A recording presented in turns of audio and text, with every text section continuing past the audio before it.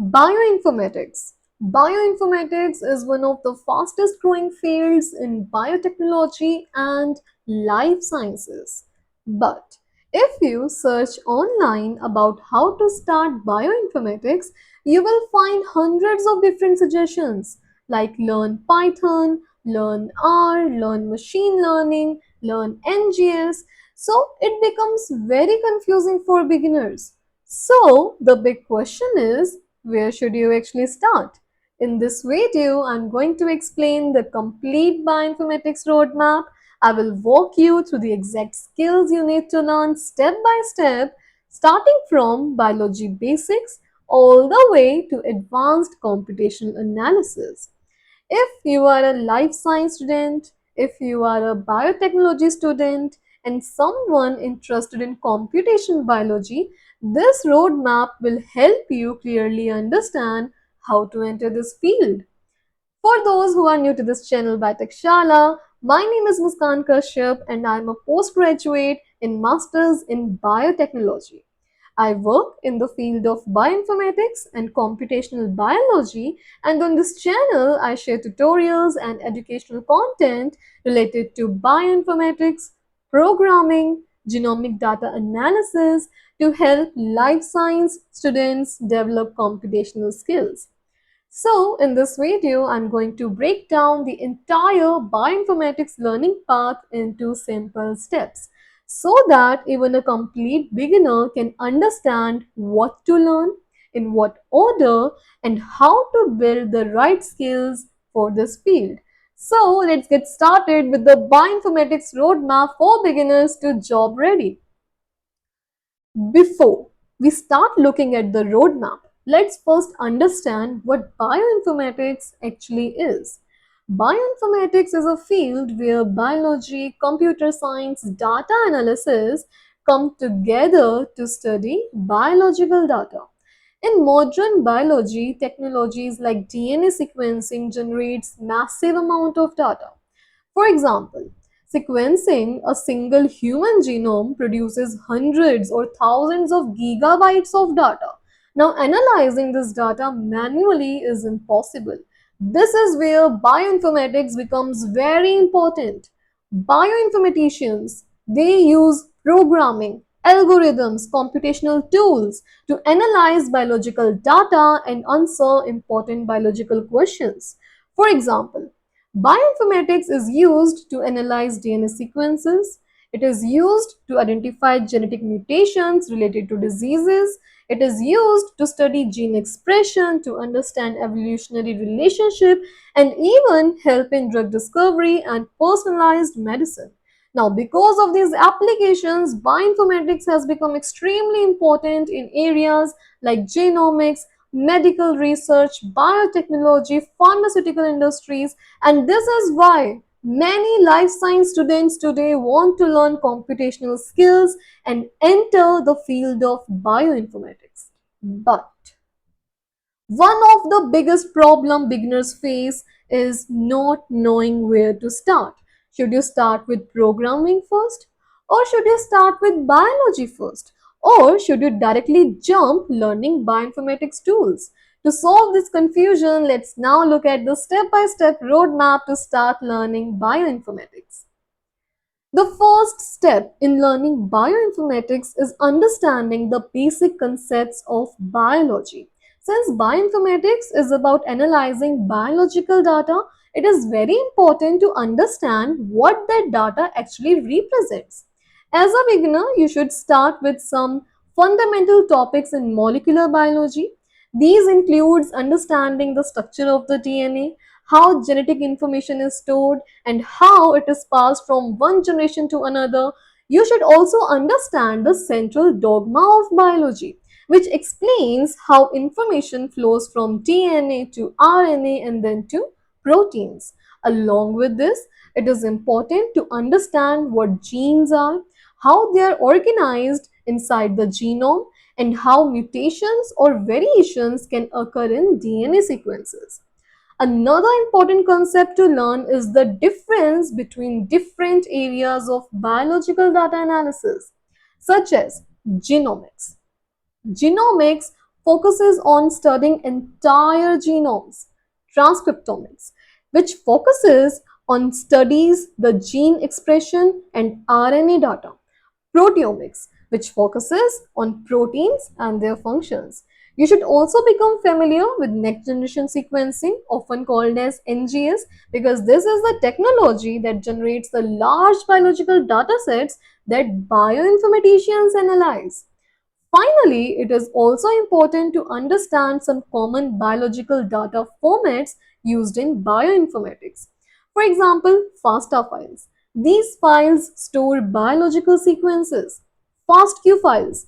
They contain sequencing reads along with quality scores. BAM files. They store aligned sequencing reads. And VCF files. These files contain genetic variants. Once you understand these biological foundations, the next step in the roadmap is learning the most important technical skill in bioinformatics, that is programming. So, the second step in the bioinformatics roadmap is learning programming and data analysis. Programming is one of the most important skills in bioinformatics because most biological data analysis is done using computational tools and scripts. So if you are a beginner, the best programming language to start with is Python. Because Python is widely used in bioinformatics because it is easy to learn, it is very powerful, and has many libraries designed specifically for biological data analysis. While learning Python, you should focus on the fundamentals of programming. So after learning the fundamentals of Python, the next step is to learn Biopython. Now Biopython is a powerful Python library. So this library is designed specifically for biological data analysis. It allows you to work with DNA and RNA sequences, to perform sequence analysis, to access biological databases, and automate many common bioinformatics tasks. Along with this, it is also important to learn some data analysis libraries of Python. So some of these most commonly used libraries include NumPy. NumPy is for numerical computations. Pandas. Pandas is for data manipulation and analysis. Matplotlib, it is for data visualization. So once you learn these tools, you should spend some time practicing programming by solving small problems and working on simple projects. Some bioinformaticians also learn programming language R, which is widely used for statistical analysis and biological data visualization. While Python is one of the most language people learn, R can be very useful when you are working with genomics data and statistical analysis. So once you have a basic understanding of programming and data analysis, the next important step in the roadmap is learning how to work in a Linux environment, which is where most bioinformatics tools are executed.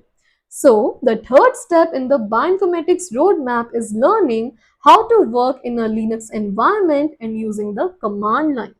This is very important skill because most bioinformatics tools and pipelines are designed to run on Linux system.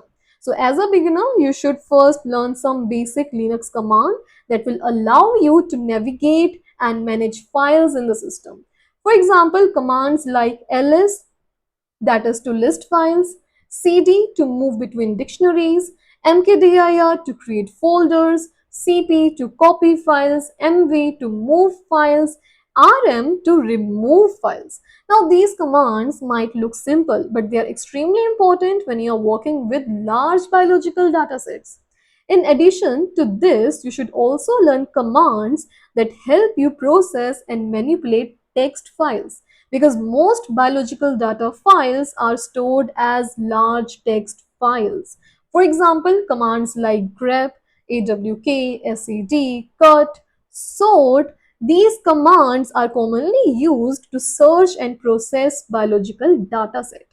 Another important skill is learning how to install and run bioinformatics tools in Linux.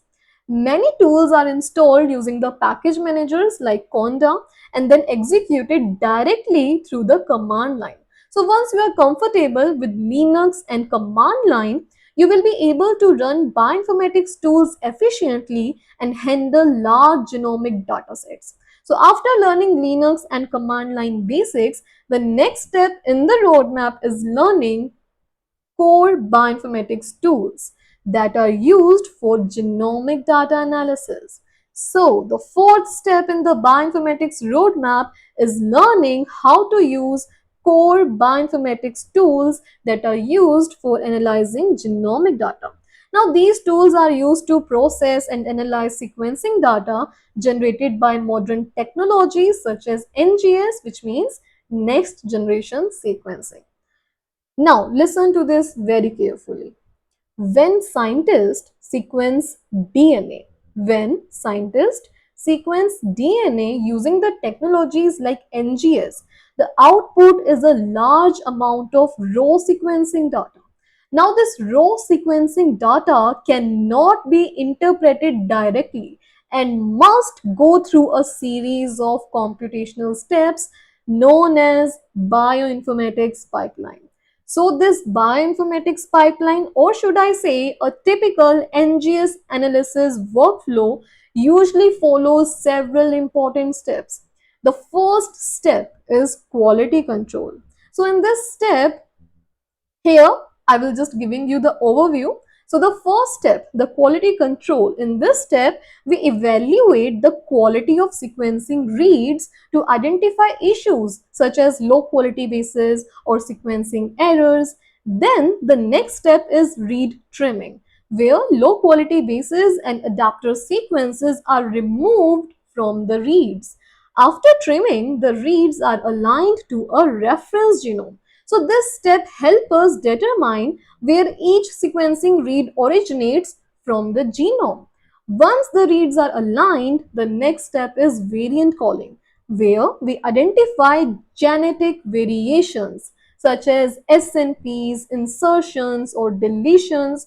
Finally, the results can be visualized using Genome Browser, which allows researchers to explore sequencing data and genetic variants. So by learning these tools and workflows, you will understand how genomic data is analyzed in research laboratories, hospitals, and biotechnology companies. So after learning how to use bioinformatics tools and analyzing sequencing data, the important step is understanding statistics and biological data analysis, which help us interpret the results correctly. So, the fifth step in bioinformatics roadmap is learning statistics and biological data analysis. Bioinformatics, again listen to it carefully. Bioinformatics does not end after running computational tools. Bioinformatics does not end after running computational tools. The most important part is interpreting the results correctly, and that requires a good understanding of statistics. Modern biological experiments generate large data sets, especially in areas like genomics and transcriptomics. So, to analyze these data sets, bioinformaticians use statistical methods to identify patterns, compare samples, and determine whether results are biologically meaningful or not. So, some important statistical concepts that you should learn include hypothesis testing, p-values and statistical significance, multiple testing correction, clustering methods, and principal component analysis. Now, many researchers use the programming language R for statistical analysis in bioinformatics because R provides powerful packages that are specifically designed for analyzing biological data and creating high quality visualization. So data visualization is also very important in this step. Bioinformaticians often create plots such as heat maps, volcano plots, PCA plots to clearly communicate biological insights from large data sets.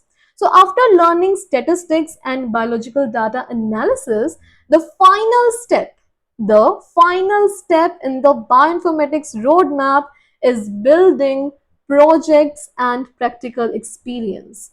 which is essential for developing real world skills and preparing for research or industry roles.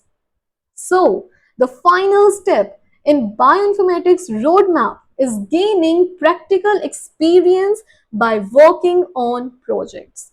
So, learning theory and tools is important, but the real understanding of the bioinformatics comes from working with real biological data sets. So, projects allows you to apply everything that you have learned from programming and Linux, then bioinformatics tools and statistical analysis. So as a beginner, you can start with small projects such as building a DNA sequence analysis tool using Python, calculating GC content from FASTA files, or analyzing simple biological datasets. So once you gain more confidence, you can move on to more advanced projects such as analyzing next generation sequencing dataset, performing RNA sequence differential gene expression analysis, building complete bioinformatics pipeline, or conducting protein structure and molecular docking studies as well. So working on these projects help you build a portfolio of practical skills, which is extremely important when applying for jobs, internships, or research opportunities in bioinformatics. Now, many bioinformaticians also share their projects on platforms like GitHub, which allows them to showcase their skills and collaborate with other researchers. So, if you follow this roadmap step by step, starting from biology foundations, learning programming, working with Linux, understanding bioinformatics tools, and then applying statistics, and finally building projects, you can gradually develop the skills required to enter the field of bioinformatics. If you are serious about getting started in bioinformatics, I have something very exciting for you. Biotechnology is starting a 7-day NGS data analysis bootcamp where you will learn how to go from raw sequencing data all the way to variant calling and biological interpretation. In just 7 days, you will learn how to work with FastQ files, perform quality control using FastQC, retrimming and pre-processing, align sequences using BWA, work with BAM files, visualize data using IGV, and most importantly, perform a complete variant calling workflow. This is completely live training and you will also receive a certificate after completion. And the best part is this entire bootcamp is available for just $299. So it's a great opportunity if you want to get hands-on experience on real bioinformatics workflows. The live bootcamp starting on 13th April. So if you want to join, make sure to check the registration link in the description. And Biotechnology also runs Python for Biologists program for life science students who are completely new to coding. And you will learn Python from basics to applications in bioinformatics. This program runs every month, so you can join whenever you are ready to start your journey. You can find the registration link for this course as well in the description. Also, if you are just starting out, don't forget to check the beginner tutorials on Python, Biopython, and NGS that I have already uploaded on this channel by Techshala. Those links are also in the description. Thank you for watching and I will see you in the next video.